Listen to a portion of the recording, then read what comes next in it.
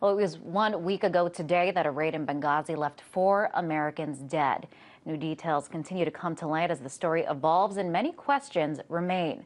And what was reported in various reports is that U.S. Ambassador to Libya, Chris Stevens, was killed after the consulate was stormed and then burned down by extremists.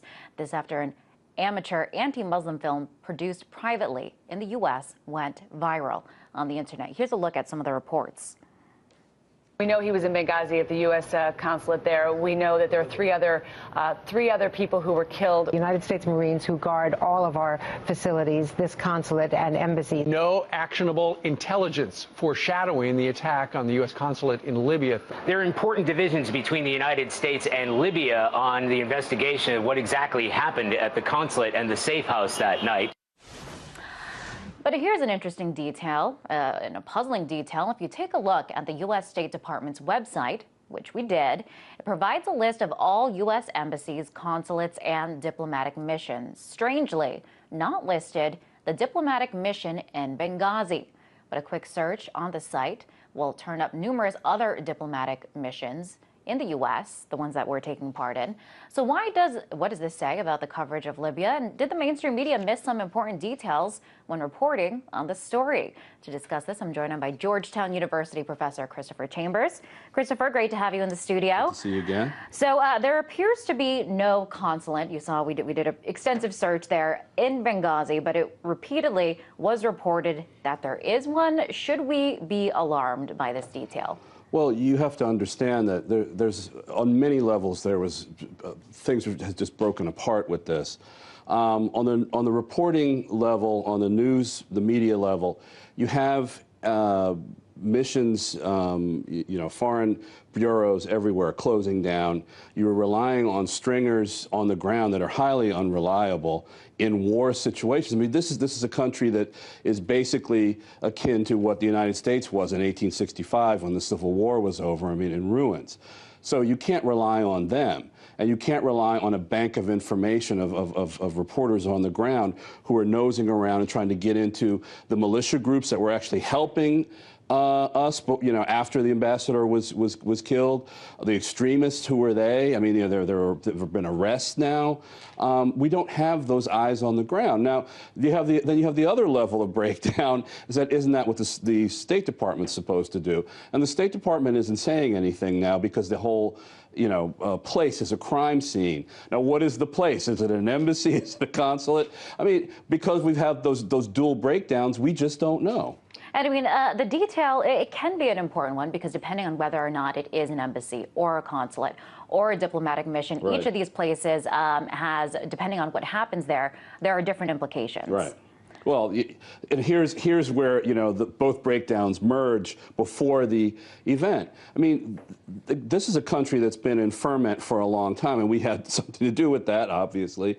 And because of the lawlessness, because this is a government, if you want to call it that, that's just been born.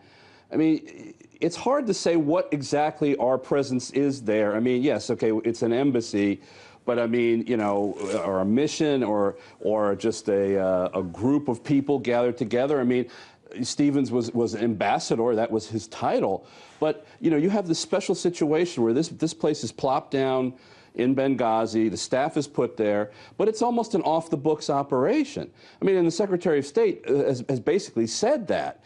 And to the point where you have security firms that we usually use, we usually farm that out, outsource that. There's a British security firm that they were just using for that group, for that building, for that mission, because it is such a unique, weird, off-the-books kind of a situation. Now, maybe you might say, well, it's new. The government's new. The country's new. We created it after Gaddafi, was killed along with the British, French, and Italians. However, I mean, it has more of a off-the-books quality than a newness quality, and I think the State Department really owed the American people and the media an explanation of this, and the media owed itself and the American people traditional journalism, traditional reporting out of a story, which they do not do very well when it comes to foreign issues and tragedies such as this. I think it's interesting that you call this off-the-books operation. Obviously, a very chaotic situation there.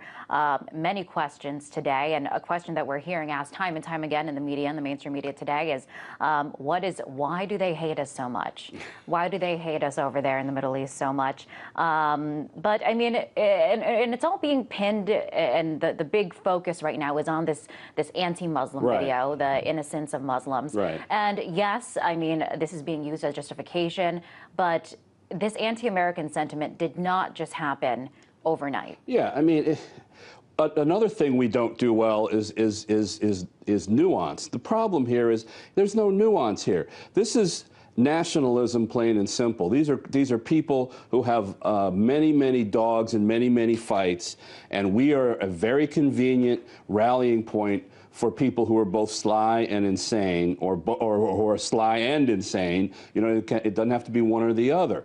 So, you know, this stuff is going to happen over there, because you have these societies that are basically breaking apart and coming back together again. That's nothing new in world history. It's just that the intensity, and you know, you have the influence of technology and social media magnifying this movie, you know, and the people who made the movie have an agenda too. You have these clashing agendas that have nothing to do with common sense, and some of them have everything to do with being strategic and being political. So you have all that thrown into a pot and just set a fire to it. This is going to happen. Now, the question is, was everybody on alert for 9/11? I mean, you know, you have the right-wing press, if you want to call it that, I put that in quotation marks, coming up with all kinds of conspiracy theories, some plausible, some aluminum foil on the head, about preparedness, et cetera, and hidden agendas. You know, and then the State Department is mum now. You know, they are stonewalling. The one thing about the right-wing press that is accurate is they are zipping, but they're saying, look, we've got the CIA over there, the Marines, and the Justice Department, FBI. This is a crime scene. So they can hide behind that pretty effectively. But we shouldn't be surprised that, you know, they hate us. But, I mean, if we disappeared tomorrow, there would be something else to hate. Because these are nations that are trying to rebuild themselves. I'm not trying to put a positive spin on it. It's just that when you have that aspect to it, I mean, there's going to be death, there's going to be chaos, there's going to be hatred, there's going to be things set on fire, and, you know, and loss of life. And that's how human politics and human history goes. So we're just a convenient scapegoat. And here we are seeing a lot of these countries. We're seeing Yemen, Libya, Egypt, unstable situation over there, unstable, excuse me. And what is stressed is that this is not, this is extremists, a minority of extremists. They by no means represent the sentiment of the entire country. But I mean, I guess what can be pointed out is that the situation there is very volatile and very complicated.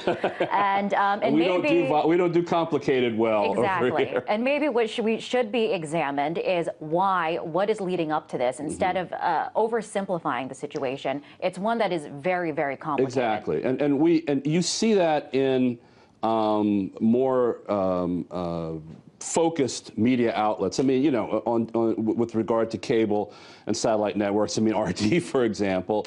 You have focused analysis with certain websites, certain magazines, even ones that are have a conservative bent to them. You don't see that in the cable giants, you know, for obvious reasons. This is least common denominator programming.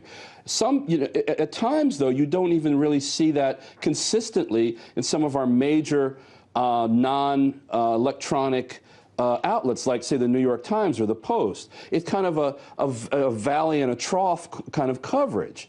I mean, sometimes it gets, you know, as thin and as broad as the TV networks, and sometimes it does get kind of deep. But there's no consistency here, so you're really going to have to look, you know, kind of at these more specific outlets to find your news. But you have to be careful about, again, the ideological bend or angle or approach that these more specific outlets have. But, you know, that's where you're going to have to go for the analysis, not CNN, MSNBC, or definitely not Fox. Really interesting, Chris. Pleasure to have you on, as always. Thank you. That was Christopher Chambers, a journalism professor for Georgetown University.